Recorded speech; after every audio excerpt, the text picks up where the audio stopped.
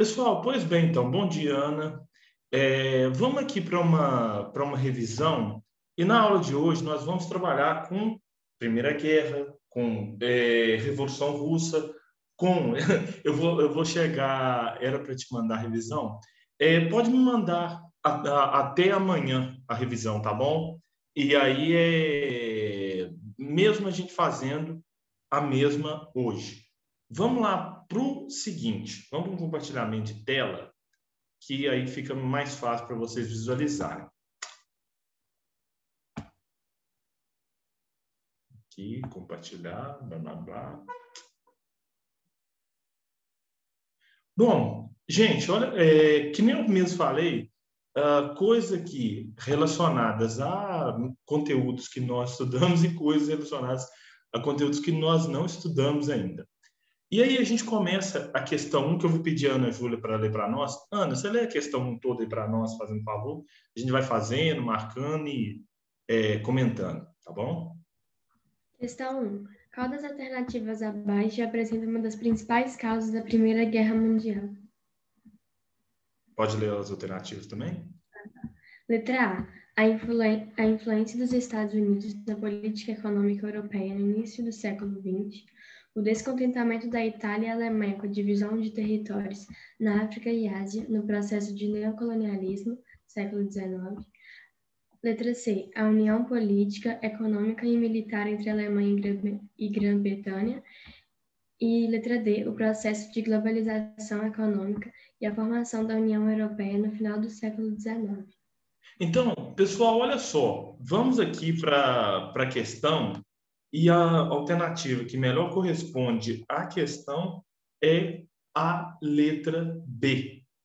Ou seja, né, o descontentamento da Itália e da Alemanha com a divisão de territórios na África e na Ásia e o processo chamado de neocolonialismo. Então, aqui, pessoal, lembrando que a Itália e a Alemanha se unificaram ou unificaram seus territórios tardiamente. Logo, elas vão entrar atrasadas nessa disputa colonial. E esse atraso na disputa colonial fez com que não sobrasse boas colônias para elas na África, principalmente na África. E, lógico, isso causou um descontentamento.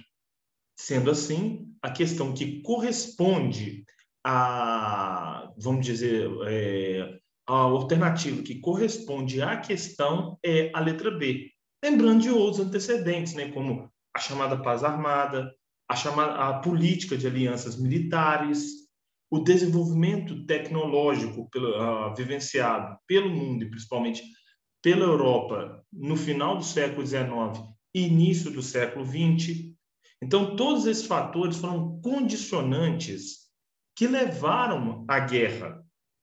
E aí, gente, nessa questão, a alternativa que corresponde melhor é a letra B. Bom, gente, no próximo capítulo, né, na próxima apostila, na verdade, nós trabalharemos com essa crise de 29.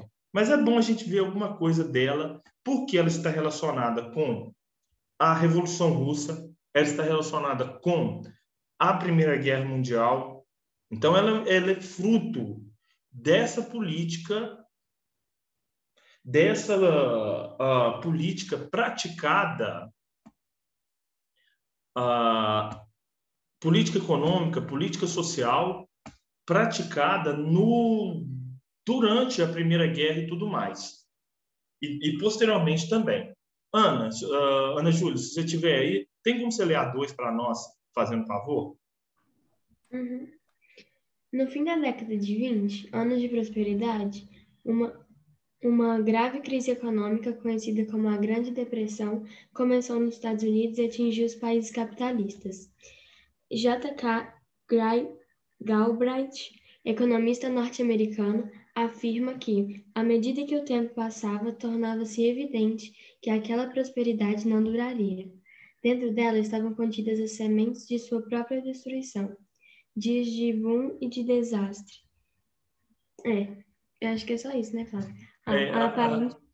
Aí pode ler as alternativas. Tá. E também tem o final da questão, que a aparente prosperidade pode ser percebida nas seguintes características. Letra A, o aumento da produção automobilística, a expansão do mercado de trabalho e a falta de investimentos em tecnologia, a destruição dos grandes estoques de mercadorias, o aumento dos preços agrícolas e o aumento dos salários, a cultura de massa com a venda de milhões de discos, as dívidas de guerra dos Estados Unidos e o aumento do número de empregos, a crise de superprodução, a especulação desenfreada nas bolsas de valores e a queda da renda de trabalhadores. E, letra E, o aumento do mercado externo, o mito do American Way of Life e a intervenção do Estado na economia. Como eu mesmo falei, nós não trabalhamos ainda com a crise de 1929. Ou seja, né, é um assunto no qual nós veremos. Mas adiantando algo para vocês, a crise de 1929 foi a maior crise econômica vivenciada pela história do capitalismo. A tal ponto, né, o capitalismo teve inúmeras outras crises, mas essa foi tão aguda, essa foi tão acentuada, que nós, historiadores, nos manuais didáticos, dedicamos um capítulo só para ela. E por que ela foi tão aguda, né, tão acelerada? Porque o mundo capitalista, naquele momento, quebrou. E aí, este mundo capitalista quebrado, até de certo modo, ficou refém não, mas foi seduzido pela União Soviética, lá da Revolução Russa, e os desígnios da mesma comunista. As doutrinas comunistas atraíram naquele momento. Aonde o comunismo teve alguma ideia, foi necessário um antídoto amargo para que ele não fosse plantado e crescesse. Qual foi esse antídoto, esse remédio amargo para que ele não para que ele não crescesse? Na Alemanha foi o nazismo e na Itália foi o fascismo. Então, né, nos Estados Unidos não, houve a política lá do presidente Franklin Delano Roosevelt e a neutralização da crise, principalmente a partir da Segunda Guerra Mundial. Deixa eu ver aqui. Vamos ver. De certo modo, Matheus, sim. O Matheus me perguntou aqui, né? Ok, Maria Clara já me perguntou isso aqui tem um tempo, né? O Matheus me perguntou: o enfraquecimento do capitalismo foi o ponto principal para o socialismo tentar dominar? Matheus, sim. Lembrando que, quando eu falo em crise de 29, eu sempre digo isso. O capitalismo foi, é e será um sistema de crises. Desde o surgimento do capitalismo lá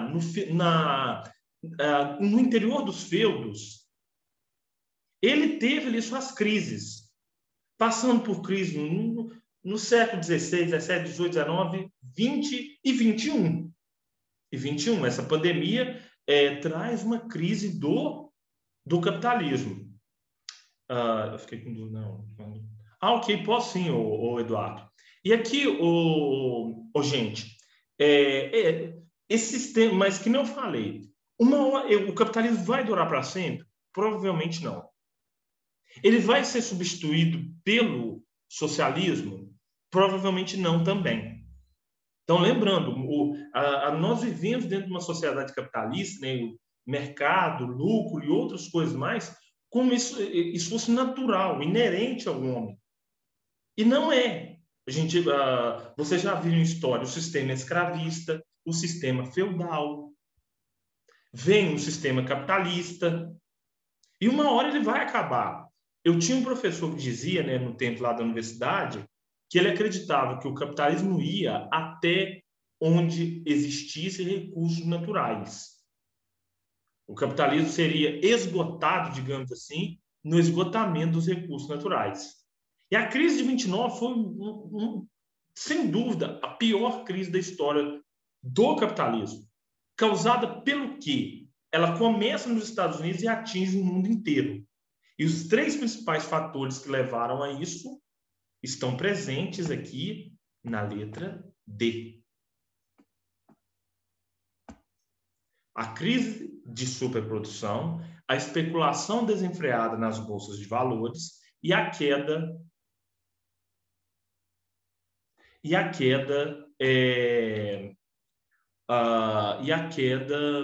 da renda dos trabalhadores. Então, esses 3 fatores aqui levam à crise. Lembrando que a gente vai ver isso melhor quando nós formos estudar a própria crise de 29. Pessoal, eu vou voltar na 1 aqui, porque o Eduardo me pediu algo que ele teve uma pequena dúvida. Eduardo, a Primeira Guerra Mundial foi causada por uma série de fatores. Ou seja, né, você tem fatores que ocorrem de 1870, desaguando em 1914.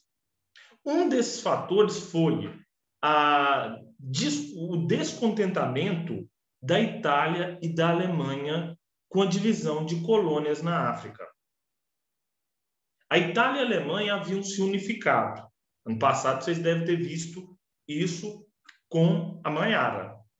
E aí, essa unificação tardia fez com que elas não ganhassem tanto espaço no domínio de colônias. Aí eu estou falando na África e na Ásia. Por exemplo, vamos falar aqui desse forte domínio de França e Inglaterra na África. No Camarões, se fala francês. No Senegal, se fala francês. Na África do Sul, Tanzânia, Quênia, se fala inglês. Mas alemão e italiano não se fala no continente africano. Flávio, por quê? Porque a Itália e a Alemanha não ocuparam efetivamente regiões na África. Ocuparam por mais tempo, tempo suficiente para impor a língua e tudo mais. Não ocuparam. Chegaram atrasados. E aí isso gerou um descontentamento dessas 2 potências, principalmente da Alemanha, que queria mais. A Alemanha dizia o seguinte: nós somos, no final do século XIX, nós somos a nação mais industrializada deste continente.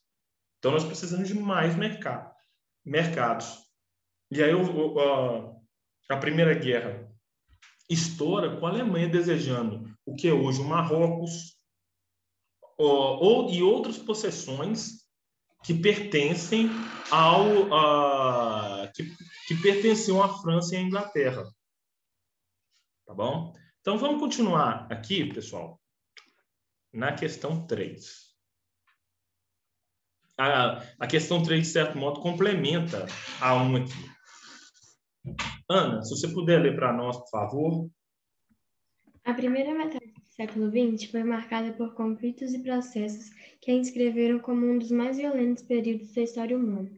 Entre os principais fatores que estiveram na origem dos conflitos ocorridos durante a primeira metade do século XX estão a crise do colonialismo, a ascensão do nacionalismo e do totalitarismo, o enfraquecimento do Império Britânico, a Grande Depressão e a corrida nuclear, o declínio britânico, o fracasso da Liga das Nações e a Revolução Cubana, a corrida armamentista, o terceiro mundismo e o expansionismo soviético, e a Revolução Bolchevique, o imperialismo e a unificação da Alemanha. Então, pessoal, olha só. Quando ele diz que estiveram na origem dos conflitos ocorridos durante a primeira metade do século XX, quais são esses 2 conflitos? Na verdade, a Primeira Guerra Mundial e a Segunda Guerra Mundial. A primeira nós já vimos, a segunda ainda não. Mas qual é, ou o que está, na verdade, na origem desses 2 conflitos? E como diz Winston Churchill, né, na verdade, a Segunda Guerra Mundial é a continuação da primeira com um intervalo de 20 anos. Bom, o que está na origem destes conflitos é a letra A. A crise do colonialismo. Ou seja, né, você tem um sistema que vai prejudicar as nações africanas, as regiões africanas, nações não, as regiões africanas, para que a Europa tivesse ali matéria-prima, mercado consumidor. Agora, como eu mesmo falei, a chegada de Alemanha e Itália no cenário europeu faz com que esse sistema entre em crise. E apoiado nessa crise, na Europa, você tem a ascensão do nacionalismo. Sentimento de povos que compartilham uma cultura, vivem numa mesma comunidade, compartilham gestos culturais em comum. E o nacionalismo foi um dos fatores que levou às duas guerras. As duas guerras. O nazismo, por exemplo, é, digamos assim, né, a leitura mais extremada do nacionalismo, que nós vamos ver também no próximo capítulo. Além disso, nós temos também o totalitarismo, sistemas de governo extremamente autoritários, baseados na figura de um líder de um partido. O totalitarismo esteve presente na Itália do início do século XX, na Alemanha do Hitler, na União Soviética comunista do Joseph Stalin. Então, a letra A é aquela que corresponde aos eventos, os fatores que estão na origem dos conflitos ocorridos. Né? Quais conflitos são esses? A Primeira Guerra e a Segunda Guerra. Crise do colonialismo, ascensão do nacionalismo e do totalitarismo. Tá bom? Vamos ver outra questão da crise de 29 aqui, que eu ainda não trabalhei com vocês. A gente vai trabalhá-la na próxima... que nem eu falei, no início da próxima apostila. Ana, por favor, questão 4. Para combater os efeitos da depressão que ocorreu após a crise de 1929, o governo dos Estados Unidos lançou o programa intitulado Pacto de Varsóvia, New Deal, Acordo de 1931, Projeto Manhattan, Plano Marshall. Então, gente, essa aqui é fácil. É fácil quando você estuda, tá? A questão correspondente é a letra B de bola. New Deal. O que foi o New Deal? Foi o plano de intervenção estatal econômica para que os Estados Unidos pudessem sair da crise. Plano estatal idealizado pelo economista inglês John Maynard Keynes. E o que o John Maynard Keynes falava? Que o Estado deveria ser um agente econômico. Flávio, isso é comunismo? Não, isso não é comunismo. Isso é o capitalismo com o Estado. O Estado deveria fundar empresas, o Estado deveria controlar determinados setores da economia, complementando a atividade privada. Então, não é o Estado não é o Estado tomando conta de tudo, como aconteceu, por exemplo, na Revolução Russa, coletivizando fazendas, coletivizando indústrias, tornando-as do Estado. Mas é sim o Estado também atuando em saúde, em educação, criando empresas e outras coisas mais. Mas não estatizando, por exemplo, uma empresa privada. E aí o New Deal foi a solução encontrada para os Estados Unidos saírem, ou pelo menos começarem a sair dessa enorme crise econômica, a pior crise econômica de sua história. Ele foi implementado pelo presidente Franklin Delano Roosevelt. E aí, gente, trabalhando muito mesmo. Nós vamos ver o New Deal, né, que previa investimentos em obras públicas, controle dos estoques, ouro, controle da produção agrícola, controle, ajudas ao sistema bancário, mas isso nós vamos ver quando trabalharmos a crise de 29. Por enquanto, é só uma breve introdução. Oi, gente do céu, eu falo que trabalhar em muito lugar, a gente fica meio pancada a cabeça, colocando questão que não é para colocar na prova, mas tá tudo bem. Agora, essa aqui nós vimos sim, tá? Presta atenção aí, por favor, gente. Espera um pouco. Ai, ai. Ô, Ana Júlia, lê para nós, fazendo um favor, e aí, depois que você terminar de ler a introdução, eu vou descer para as alternativas, viu? Espera aí, só um pouquinho, claro. Ok, sem problema.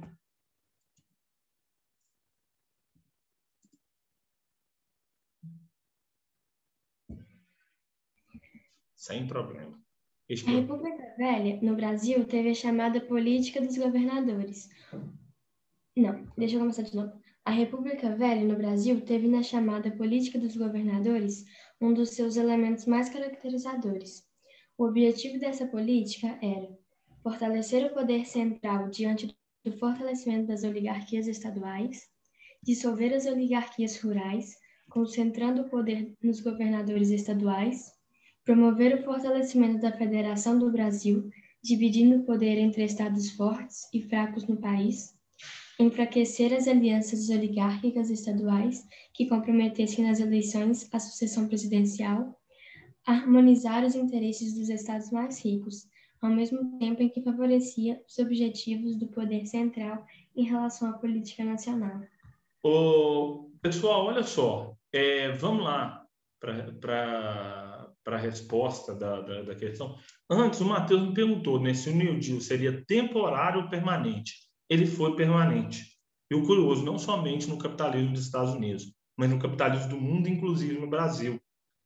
O próprio Roosevelt, quando esteve no Brasil, né, o presidente dos Estados Unidos, ele disse, né, o New Deal tem dois pais, o presidente dos Estados Unidos e o presidente do Brasil. O presidente do Brasil era, então, Getúlio Vargas. E aí, gente, digamos assim, essa política do capitalismo, da criação do chamado estado de bem-estar social, ela durou no capitalismo 50 anos, até a década de 80, quando o neoliberalismo veio varrendo, né, determinadas regiões pelo mundo, entre elas Inglaterra, os Estados Unidos mesmo, o Chile e outras regiões, inclusive em parte o Brasil, mas isso é assunto para mais tarde. Então vamos pegar aqui. Qual era o objetivo da política dos governadores? Então vamos aqui para a alternativa E, ou seja, né, harmonizar os interesses dos estados mais ricos, ao mesmo tempo que favorecia os objetivos do poder central em relação à política nacional. Então, digamos assim, né, o objetivo naquele momento era o apoio da oligarquia municipal à estadual, a mesma ao governo federal, a volta desse apoio para a oligarquia estadual, que voltava esse apoio para a oligarquia municipal.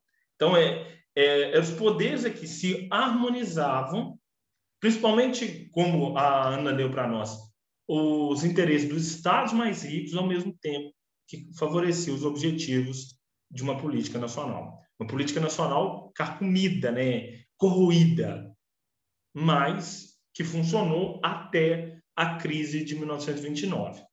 Inclusive, crise de 1929 que teve seus impactos duríssimos no Brasil. Viu?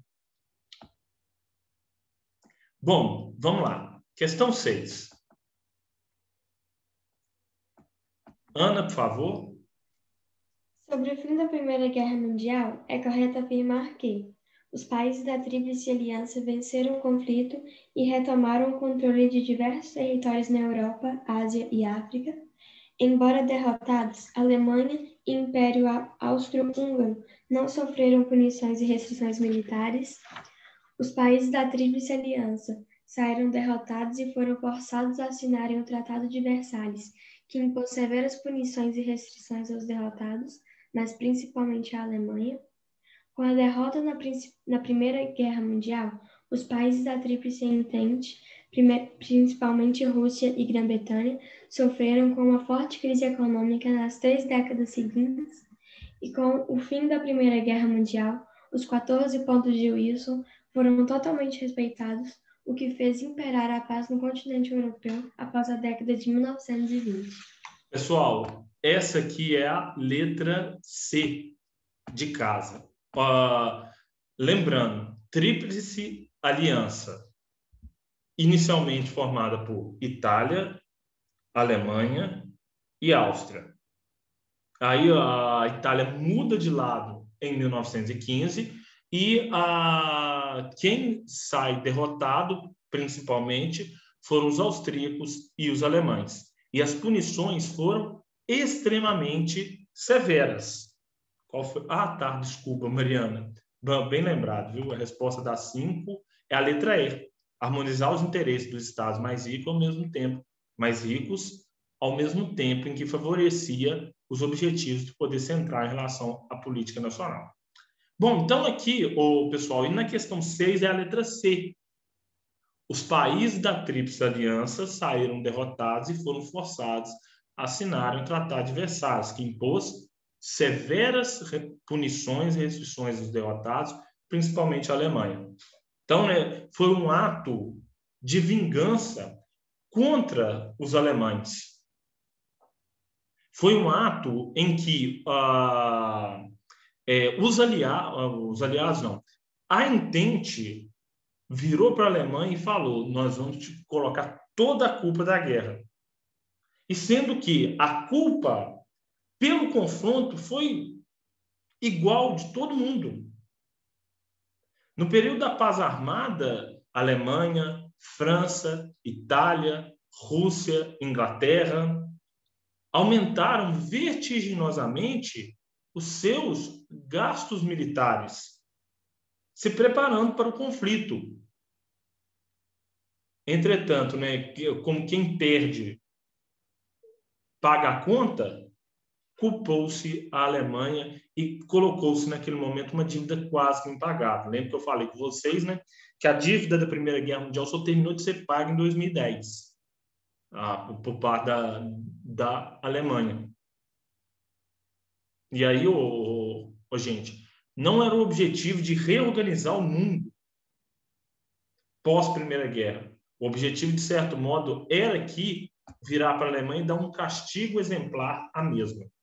E foi dado, Mas não adiantou, porque acabou gerando condições para um revanchismo que leva à Segunda Guerra Mundial, que nós vamos ver no próximo, em capítulos futuros aí. Bom, vamos continuar aqui pelo seguinte, eu vou passar essa aqui de crise de 29, porque a aula já está terminando, vou para a questão 8 aqui, Ana, lê para nós, fazendo um favor, a questão 8 e depois eu desço para você ler as alternativas. Tá bom. Observe a foto do grupo de Lampião e Maria Bonita e o mapa que destaca a área do Nordeste brasileiro, onde o cangaço se disseminou nas décadas de 1920 e 1930. Então, a gente tem o mapa o mapa da região aqui do sertão nordestino, saca? Região mais seca, uma região muito pobre. E a foto acima, Lampião, Maria Bonita e o seu bando de cangaceiros. E aí a alternativa que busca a correspondência, com o que se pede a questão, Ana, pode ler para nós? O cangaço representou uma manifestação popular favorecida, basicamente, pela seguinte característica da conjuntura social e política da época: cidadania restringida pelo voto censitário, analfabetismo predominante nas áreas rurais, criminalidade oriunda das taxas de desemprego e hierarquização derivada da concentração fundiária. Pessoal, a letra D. O cangaço foi caracterizado por uma situação de ataques de bandos armados por pessoas que não participavam daquela concentração de riquezas na região. Então, quem era o cangaceiro? O cangaceiro era um marginalizado que colocava o seu poder contra o coronel naquele momento. E aí, logo, nós podemos entender o cangaço como um produto da hierarquização derivada dessa concentração fundiária. Lembra que eu falei com vocês que os coronéis, que podiam ser juízes, padres, mas eram principalmente fazendeiros, que dentro das suas teses construíam uma rede de amplos poderes? Pois é, essa rede de amplos poderes muitas vezes marginalizava outros grupos, marginalizava que não tinha poder econômico.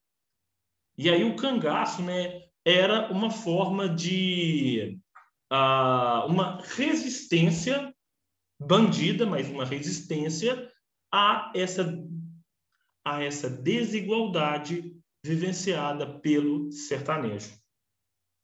Foi uma forma de resistência. Lembrando, por exemplo, outra forma, os movimentos messiânicos.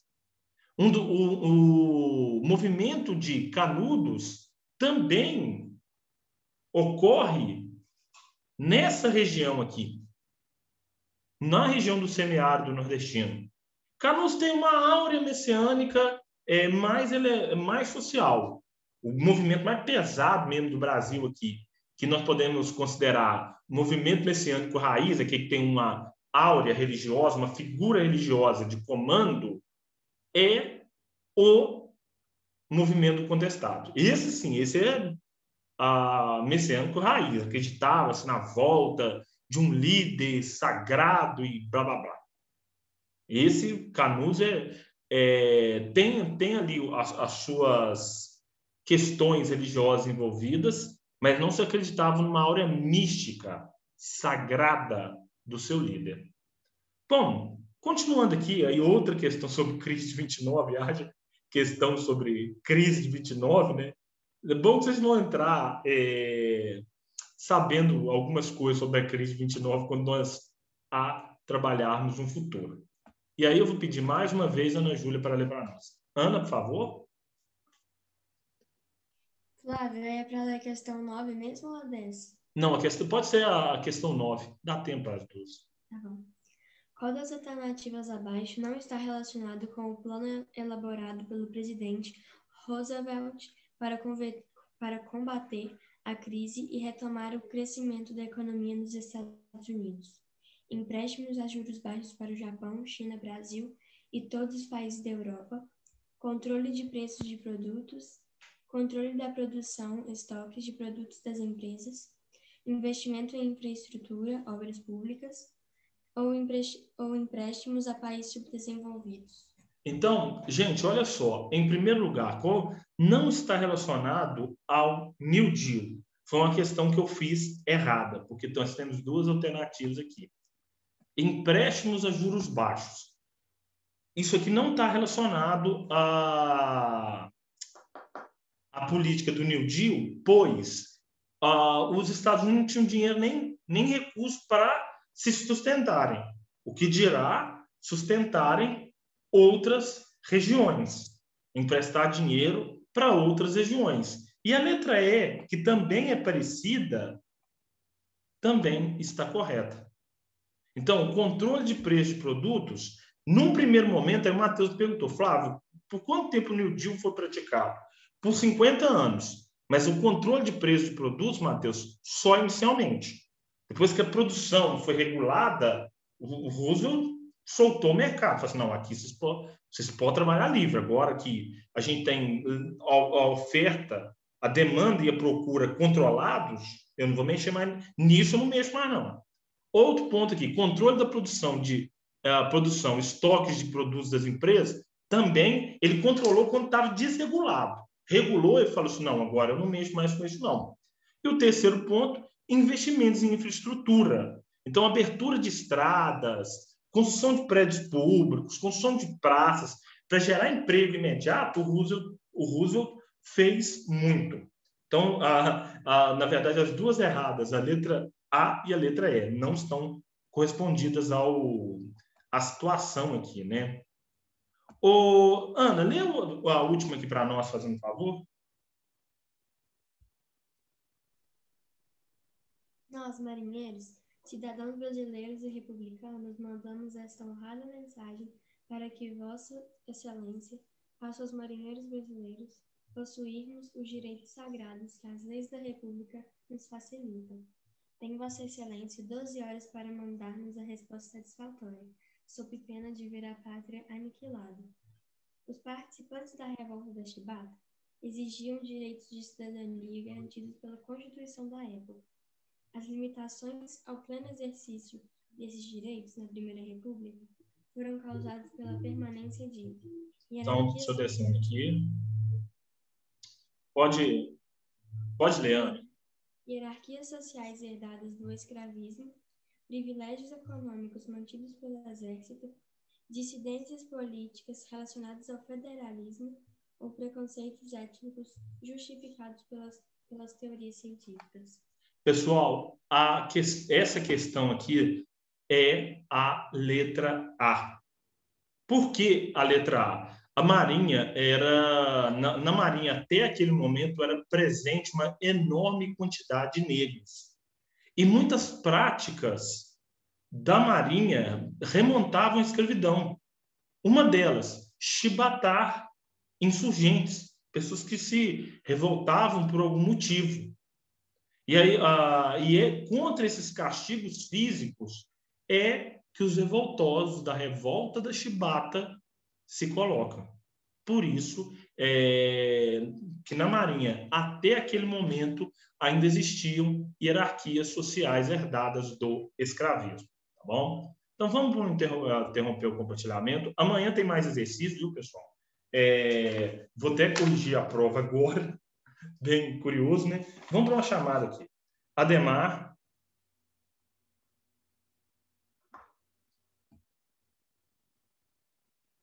Espera aí um pouco. Faltas. 22. Ademar. Alice Coelho. Alice Soares.